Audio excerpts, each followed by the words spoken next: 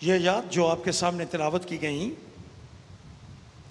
मुकद्दस लूका तबीब का इंजीली बयान, उसका 24वां बाब, उसकी 44वीं आयत से लेकर 53 आयत तक, इनका सियाको सुबाक कुछ इस तरह से है कि खुदावंद यीशु मसीह अपने शागिर्दों के साथ अपनी सलीबी मौत और गिरफ्तारी से पहले वक्त गुजार रहे हैं और वो अपने शागिर्दों के साथ बातचीत करते हुए अपनी तालीमात और आने वाले वाक़यात को उनके सामने बयान कर रहे हैं। खुदावंद यीशु मसीह जब ये बातें अपने शागिर्दों के साथ कर रहे थे तो उन्होंने इस बातचीत में अपनी सलीबी मौत और मुर्दों में से जी उठने के वाक़े को भी तरजीहन शामिल किया। अपनी सलीबी मौत और मुर्दों में से जी उठने के बाद उन्होंने अपने शागिर्दों के सामने ये भी बयान किया कि कलाम, ये सब कुछ पाक कलाम के ऐन मुताबिक हुआ। ये बातें आसमान पर जाने से पहले की बातें हैं। हम इसमें यह भी बयान पढ़ते हैं कि खुदावंद यीशु मसीह उनके सामने ये बयान करते हैं कि किस तरह से जब वो आसमान पर उठा लिया जाएगा तो उनको इंतज़ार करने की ज़रूरत होगी। और उससे पहले खुदावंद यीशु मसीह ने मत्ती के इंजीली बयान उसके 28वें बाब उसकी 19वीं और 20वीं आयत के मुताबिक अपने शागिर्दों को एक हुक्म दिया जिसको हम इरशाद आज़म कहते हैं कि तुम जाओ और सारी खल्क के सामने इंजील की मुनादी करो। ये वो हुक्म है जिसको हम इरशाद आज़म या सबसे बड़ा हुक्म कहते हैं। इसके बाद खुदावंद यीशु मसीह आसमान पर उठाए गए। लेकिन अगर आप खुदावंद यीशु मसीह के इन अल्फाज को पढ़ेंगे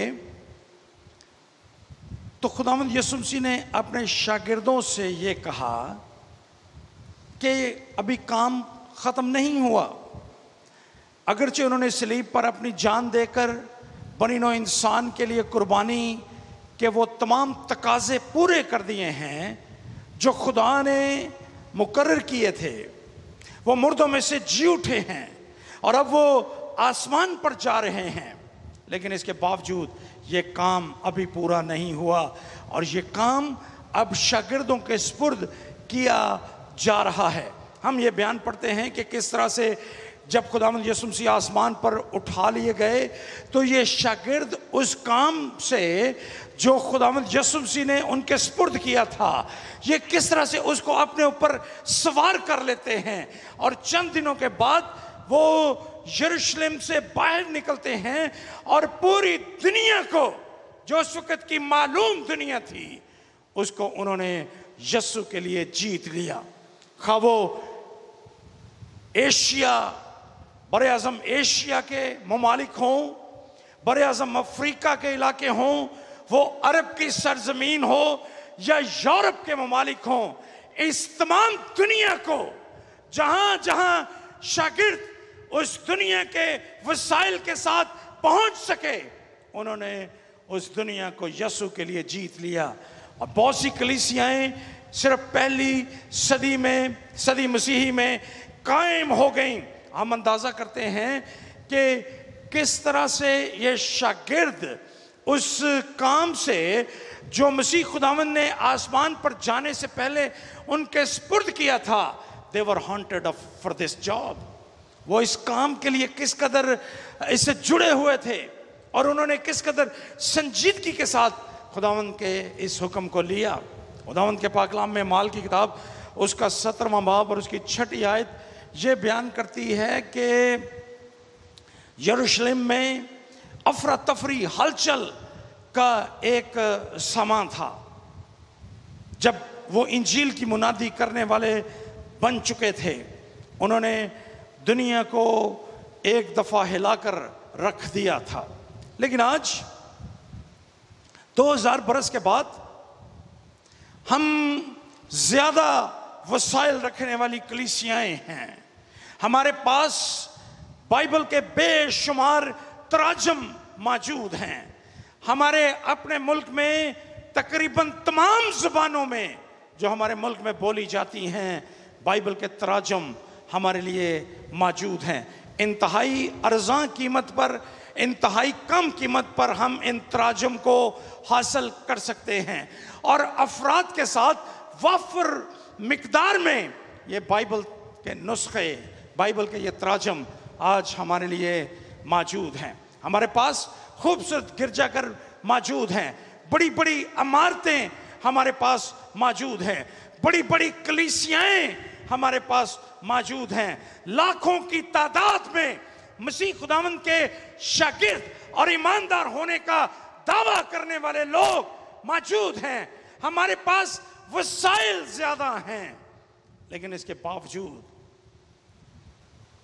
जो काम इब्तदाई कलीसिया के पैरोकारों ने किया,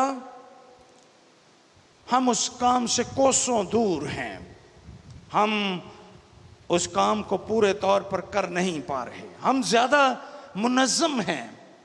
शागिर्द अभी उस जमाने में जब कलीसिया कायम हुई तो अपने आप को ऑर्गेनाइज कर रहे थे। हम अमाल ही की किताब में यह बयान पढ़ते हैं कि किस तरह से उन्होंने अपने लिए, शागिर्दों ने अपने लिए इंतज़ाम करने वाले बुजुर्गों का चुनाव किया ताकि वो अपने आप को बतौर कलीसिया ऑर्गेनाइज कर सकें, मुनज़्ज़म कर सकें। आज हमारे पास ज़्यादा मुनज़्ज़म कलीसियाएं हैं, हमारे पास बेशुमार तंजीमें हैं, हमारे पास बेशुमार ऑर्गेनाइजेशंस हैं जो इंजील की बशारत का काम करने का दावा कर रहे हैं। लेकिन इंजील की बशारत का वो म्यार जो इब्तदाई शागिर्दों ने कायम किया, हम उससे मीलों दूर हैं।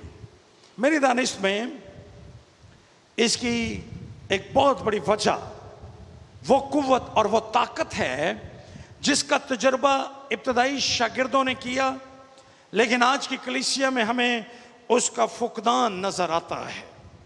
हम उस कुव्वत और ताकत जिसको हम रूहुल कुदस का नाम देते हैं, उसका तजुर्बा अपनी शख्सी जिंदगी में करने की बजाय और उससे फायदा उठाकर अपनी कलीसियाओं को तरक्की देने की बजाय हम अपने अपने शख्सी मसाइल को लेकर कलीसिया की तरक्की में परेशानी का सबब बनते हैं। मैं आज सुबह आपके सामने सिर्फ 3 अल्फाज को बयान करना चाहता हूं। खुदावंद यीशु मसीह ने, बल्कि ये 2 अल्फाज हैं जो खुदावंद यीशु मसीह ने 49वीं आयत में अपने शागिर्दों से कहे थे। उन्होंने कहा कि देखो, जिसका मेरे बाप ने वादा किया है मैं उसको तुम पर नाजिल करूंगा, लेकिन जब तक आलम बाला से तुमको कुव्वत का लिबास ना मिले इस शहर में ठहरे रहो। मैं इन 2 अल्फाज को आज आपके सामने खोलना चाहता हूं, जहां खुदावंद यीशु मसीह ने अपने शागिर्दों से कहा ठहरे रहो। ये बड़े सादा से अल्फाज हैं यूनानी जुबान में, और इनका मफहूम भी बड़ा सादा मफहूम है। ठहरे रहो के लिए यूनानी जुबान में जो लफ्ज इस्तेमाल किए गए उनका मतलब है टू सिट, बैठ जाना। खुदावंद यीशु मसीह ने उनसे कहा कि जब तक तुम्हें कुव्वत का लिबास ना मिले, जब तक तुम रूहुल कुदस का तजुर्बा ना करो, तुम यरूशलेम में ठहरे रहना। मैं इन्हीं 2 अल्फाज को, यानी ठहरे रहने को आपके सामने बयान करना चाहता हूं। खुदावंद यीशु मसीह ने उनसे वादा किया कि तुम यरूशलेम में ठहरे रहो जब तक वो वादा जो खुदा ने किया है वो पूरा ना हो जाए। वो वादा क्या है? हम उस वादे की गूंज पुराने अहदनामे में भी देखते हैं। अब मेरे साथ यशायाह नबी का सहीफा, उसका 44वां बाब और उसकी दूसरी आयत, योएल नबी का सहीफा, उसका दूसरा बाब और उसकी 28वीं और 29वीं आयत को पढ़िए। खुदा ने आने वाले जमाने में रूहुल कुद्स का वादा किया। खुदा ने यह वादा किया कि मैं रूहुल कुद्स को नाजिल करूंगा और हर एक पर नाजिल करूंगा। रूहुल कुद्स का ये नुज़ूल जुज़वी ना होगा, बल्कि ये कुली तौर पर खुदा के पाक रूह का नुज़ूल होगा। खुदा ने इसका वादा अपने लोगों के साथ पुराने अहदनामे में किया और अमाल की किताब उसका दूसरा बाब और उसकी 4थी आयत ये बयान करती हैं कि वो वादा जिसका बयान यीशु मसीह ने पहले बाब और उसकी 8वीं आयत में किया था कि तुम ठहरे रहो, और लूका का इंजीली बयान उसका 24वां बाब और उसकी 49वीं आयत में किया कि तुम यरूशलेम में ठहरे रहो। उस वादे का जब तक ज़हूर ना हुआ शागिर्द उस शहर में मौजूद रहे। 120 लोगों की यह जमात जिन्होंने अपनी आंखों से खुदावंद यीशु मसीह को आसमान पर जाते हुए देखा था, ये वहां पर ठहरे रहे।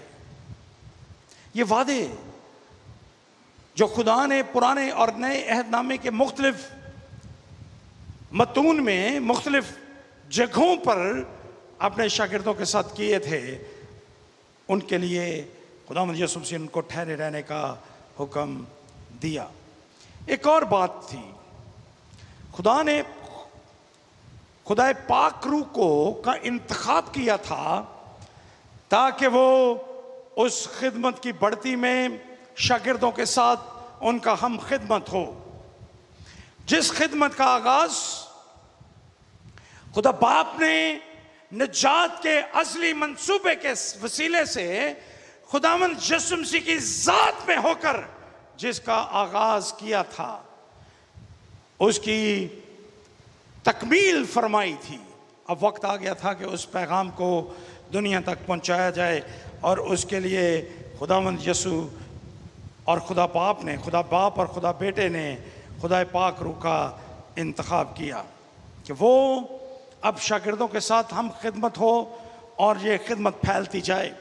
लेकिन उसके लिए उन्होंने किसी ख़ास शख्स का या ख़ास गिरोह का, ख़ास लोगों का इंतखाब नहीं किया, बल्कि खुदा का पाक कलाम ये बयान करता है कि हर एक पर 120 लोगों की जमात जो उस वक़्त खुदावंद यीशु मसीह के पैरोकार थे, उन तमाम पर खुदा का ये पाक रूह नाज़िल हुआ था। ये तजर्बा खुदा ने हर एक को बख्शा जो उस वक़्त के ईमानदार थे, और इसके साथ ही खुदावंद ये तजर्बा तमाम ईमानदारों को भी बख्शते हैं आज की दुनिया में भी। उसने ईद पेंतिकोस्त के रोज़ रूहुल कुद्स के नुज़ूल के बाद रूहुल कुद्स को पाबंद नहीं किया कि अब उसकी खिदमत का वक्त ख़त्म हो चुका है, नहीं, बल्कि रूहुल कुद्स का तजर्बा खुदा आज भी ईमानदारों को अता करता है। हर एक ईमानदार के लिए ये तजर्बा बहुत ज़रूरी है, और खुदावंद यीशु मसीह आज भी और खुदा बाप आज भी खुदा पाक रूह के इस तजर्बे से ईमानदारों की जमात को सैराब करते हैं। वो आज भी ये तजर्बा, रूहुल कुद्स का तजर्बा लोगों को बख्शते हैं। इस तजर्बे का, इस कुव्वत का माखिज़ कौन है? इस तजर्बे का माखिज़ जब खुदावंद ने कहा कि तुम ठहरे रहो और तुम्हें वो रूहुल कुद्स मिलेगा, कुव्वत का वो लिबास तुम्हें मिलेगा, वादा किया गया है तुम्हारे साथ। इस वादे का माखिज़, इस कुव्वत और ताकत का माखिज़ कोई और नहीं बल्कि खुदा खुद है, क्योंकि खुदा पाक रूह खुद खुदा है और वो खुदा का अकनूम में तीसरा अकनूम है। वो खुदा की ज़ात का हिस्सा है, वो खुद खुदा है। इसलिए जब हम ये कहते हैं कि खुदा पाक रूह को खुदा ने नाजिल किया, तो इससे मुराद ये है कि खुदा बगैर किसी वास्ते के खुद ईमानदारों के दरमियान मौजूद होता है और वो उनके दरमियान बसेरा करता है।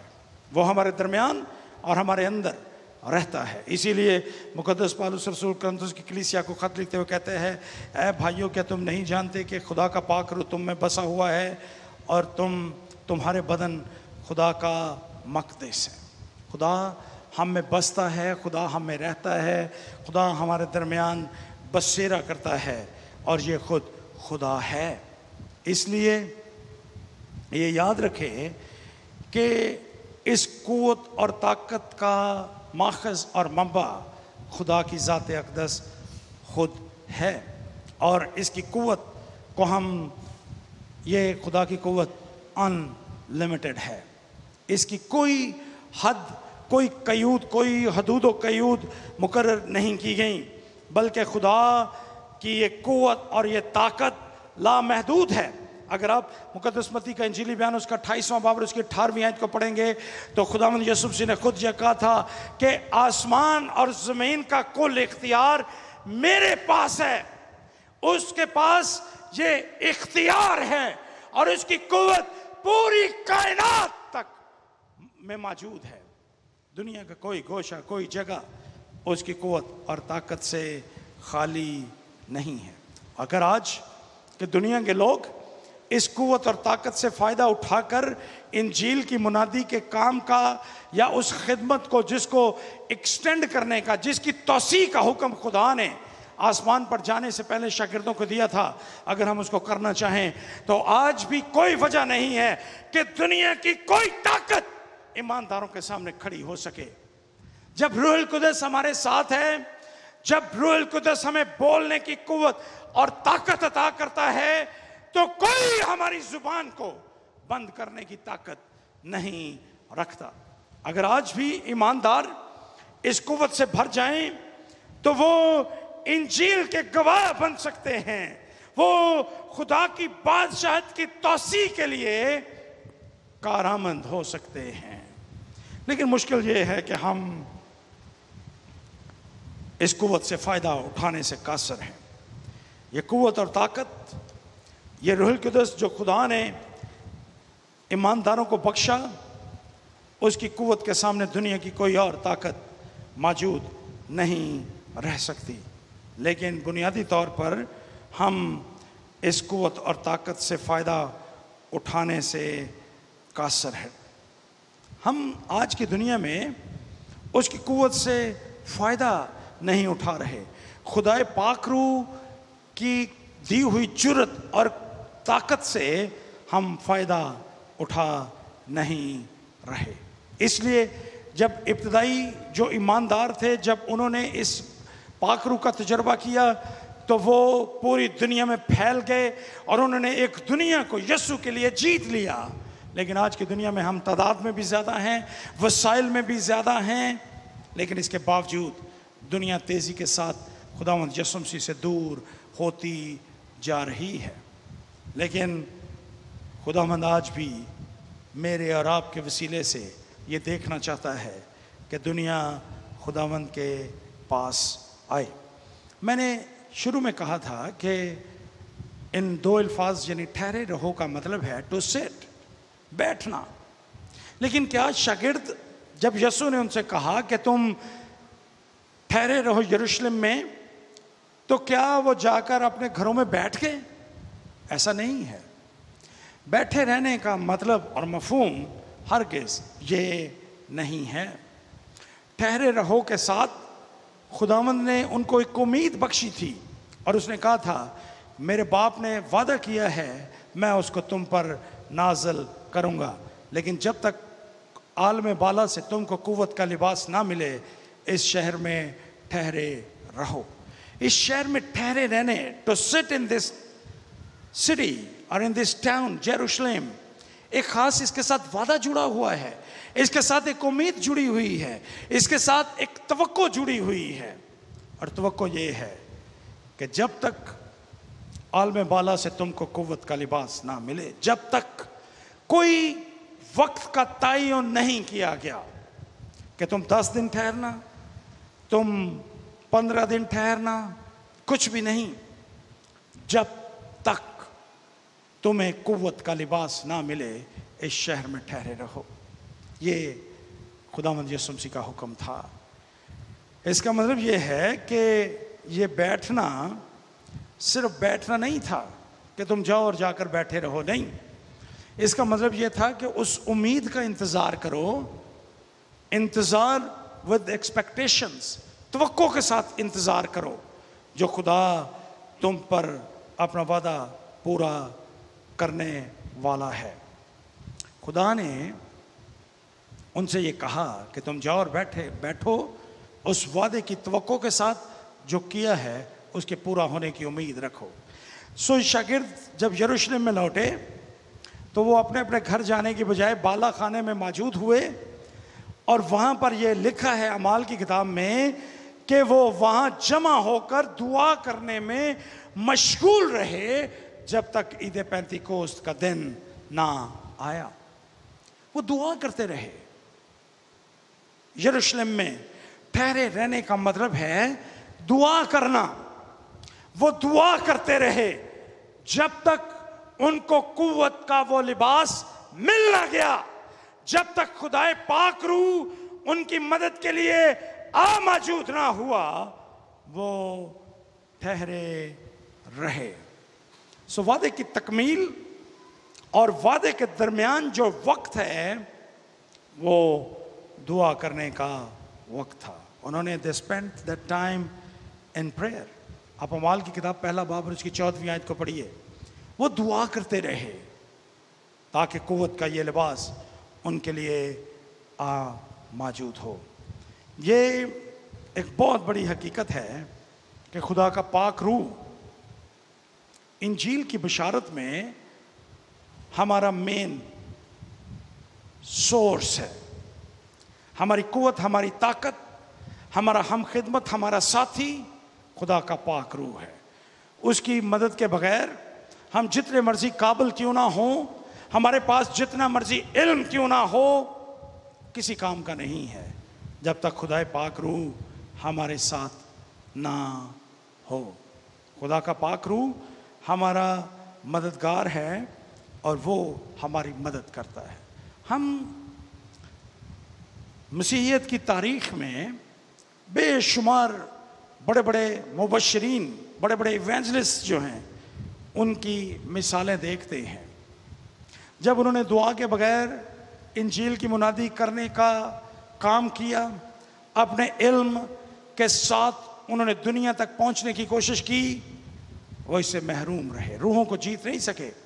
हम अपने इल्म से लोगों को मुतासर तो कर सकते हैं लेकिन रूहों को जीत नहीं सकते। हम लोगों को यीशु के लिए जीतने से खाली रहते हैं। हमारा इल्म खुदा पाक रूह के बगैर किसी काम का नहीं है। इसलिए दुनिया के जितने भी बड़े इवेंजलिस्ट रहे, जब उन्होंने बेदारी की बातें की या उन्होंने किसी जगह पर इन यीशु के लिए लोगों को जीतने के काम का आगाज़ किया, उससे पहले उन्होंने दुआ में वक्त गुजारा और दुआ करने के लिए लोगों को मुकर्रर किया ताकि उनके लिए दुआ की जाए और वो लोगों को यीशु के लिए जीत सकें। सो मेरी दानिश में हम इतने बरस गुजरने के, हज़ारों बरस, 2000 बरस गुजरने के बाद, आज की दुनिया में ज़्यादा जदीद वसाइल रखने के बावजूद इसलिए लोगों तक नहीं पहुंच पाए क्योंकि हमारे नज़दीक ठहरे रहने का मतलब टू सिट है। और आज की जदीद कलीसिया ने इसको लुग़वी मानों में ले लिया है। बैठे रहो, ठहरे रहो, बस हमारे नज़दीक इसका ये मफहूम है। लेकिन जब यीशु ने मुकद्दस लूका के इंजीली बयान में शागिर्दों से ये कहा, जब उन्होंने अमाल की किताब उसके पहले बाब और उसकी 8वीं आयत में शागिर्दों से ये कहा कि तुम इस शहर में ठहरे रहो, तो उसका मफहूम ये है कि तुम तवक्को और उम्मीद के साथ खुदावंद से उस वादे की तकमील की दुआ करो जो वादा खुदा ने तुम्हारे साथ किया है। लेकिन हमारी आज की कलीसियाएं बैठे रहने को तरजीह देती हैं और बाकी की बातें जो तवक्को इसके साथ, जो उम्मीद इस वादे के साथ जुड़ी हुई है, इस हुक्म के साथ जुड़ी हुई है, उसको वो नज़रअंदाज किए हुए हैं। मेरे अजीज़ों, आज सुबह मैं आपके साथ इस पैगाम को रखना चाहता हूँ कि ठहरे रहने का मतलब ये नहीं है जिस पर हमारी मौजूदा कलीसियाएँ अमल कर रही हैं कि इतवार को गिरजे गए एंड दैट्स इट, बाकी पूरा हफ्ता हम तरक्की का, कलीसिया के लिए कोई काम ना करें। उनके नज़दीक इसका, ज़्यादातर लोगों के नज़दीक इसका ये मफ़हूम है। लेकिन आज सुबह मैं आपको चैलेंज करना चाहता हूँ कि आप उठें और दुआ में वक्त गुजारिए। इस वक्त को जिनको खुदा ने ये तोड़ा दिया है कि वो दुआ करें, वो इस दुआ को जारी करें कि खुदा हमारी कलीसिया को रूहुल कुद्दस का तजर्बा बख्शे ताकि हम दुनिया को यीशु के लिए जीत सकें। जब शागिर्दों ने ऐसा किया तो क्या हुआ? हम ये बयान पढ़ते हैं कि उन्होंने एक दुनिया को यीशु के लिए जीता, लेकिन इसकी कीमत अदा करना पड़ी उनको।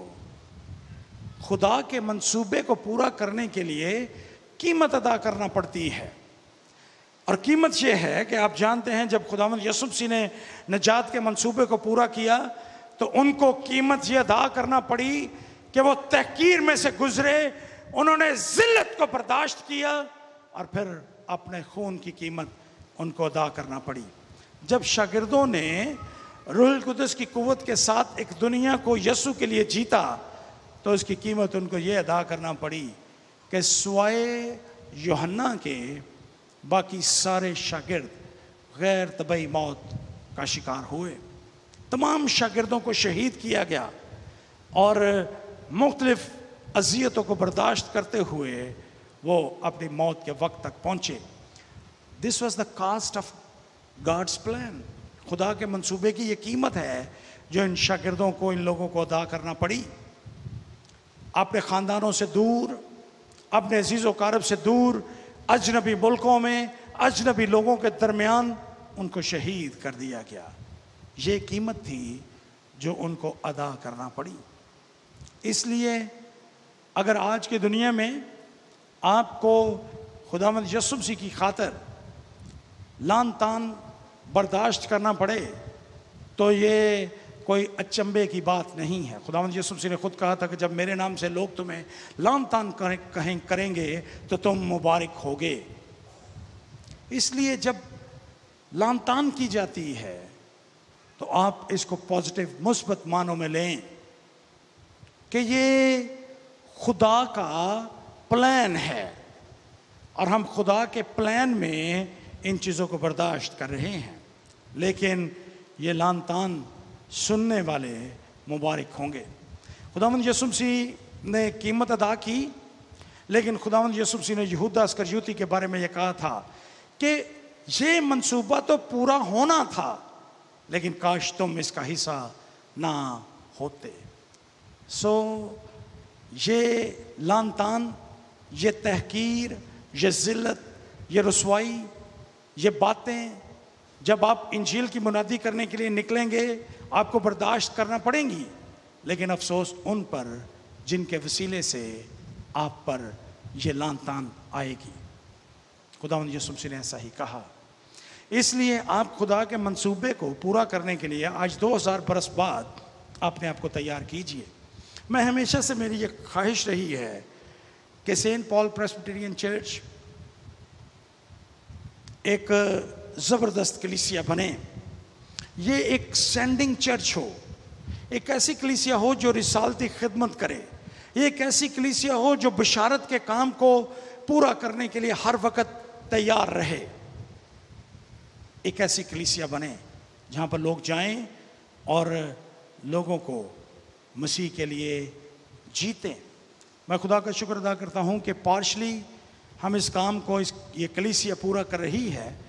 और आज सुबह ही जब मैं इस पैगाम को आज बयान करने के लिए अपने आप को तैयार कर रहा था, मुझे ये इतला मिली कि जब अगले महीने में अगस्त में मेरा प्लान है सिंध में जाने का, तो कमोबेश आज के दिन तक 30 ऐसे लोग हैं जो बपतिस्मे के लिए पूरी तरह तैयार हैं, जिन्होंने हमारे पिछले दौरे के दरमियान खुदावंद यीशु मसीह को कबूल किया है।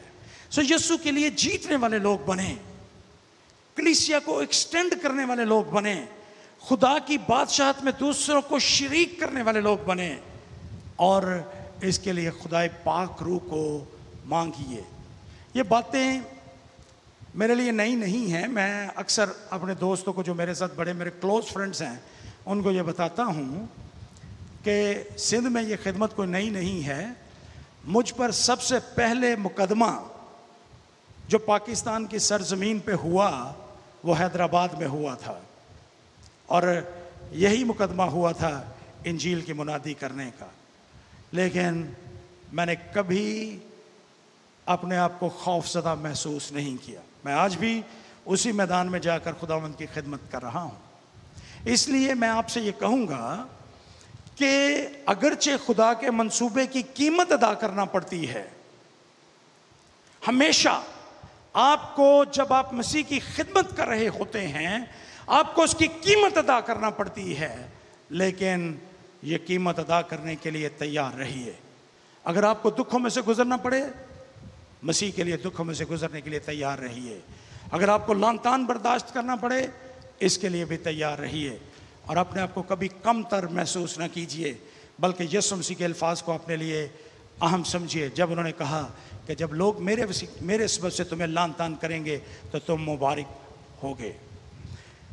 आखिरी बात जो मैं आपके साथ करना चाहता हूँ वो ये है कि जब शागिर्दों ने खुदा के मंसूबे को पूरा करने का अहद किया, उन्होंने खुदाए पाक रूह ठहरे रहने और दुआ करने के वसीला से उसको हासिल किया, और जब वो कीमत अदा करने के लिए तैयार हो गए तो उसका नतीजा क्या निकला? उसका ये नतीजा निकला कि उन्होंने खुदावंद यीशु मसीह के लिए एक दुनिया को जीत लिया।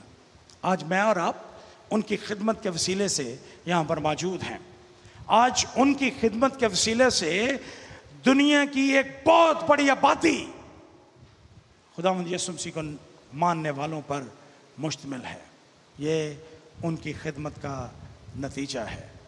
खुदावंद आपके वसीला से इस मुल्क और इस दुनिया को जिसमें हम बसते हैं अपने लिए जीतना चाहता है। इसलिए अपने आप को तैयार कीजिए, और जहाँ जहाँ आपको ये मौका मिले आप इंजील की मुनादी कीजिए, लोगों को खुदावंद यीशु मसीह का पैगाम सुनाइए और उसके सच्चे गवाह बनिए। लेकिन ये सिर्फ ठहरे रहने से नहीं होगा। फ़र्क ये है कि वो कलीसिया दुआ कर रही थी और हमने लुग़वी मानों में खुदावंद यीशु मसीह के इन लफ्ज़ों को ले लिया है, ठहरे रहो। And we are comfortable at our place. हम अपनी अपनी जगहों पे बड़े आरामदेह ज़िंदगी गुजार रहे हैं और गोया हम ठहरे हुए हैं, without any expectation, without any hope, without any struggling, without any willingness, without any caste, with fear, डर और खौफ के साथ हम अपनी जगह पर मौजूद हैं। इसलिए आज सुबह मैं आपको चैलेंज करना चाहता हूँ, आपको दावत देना चाहता हूँ कि उठें और इस काम के लिए तैयार हो जाएं। हमारे हाथों में हाथ डालकर आप इंजील की मुनादी के लिए आगे बढ़ें। खुदावंद आपकी बरकतों में बेतहाशा इजाफ़ा करेगा और आपको एक जर्री जुर्रतमंद शख्स बनाएगा ताकि आप इंजील की मुनादी करने के लिए तैयार रहें। आपको कुव्वत का लिबास अता करेगा, खुदाए पाक रूह का तजर्बा बख्शेगा ताकि आप हर तरह की कीमत अदा करने के लिए भी तैयार रहें। आइए हम अपने सर को झुकाएं और दुआ करें।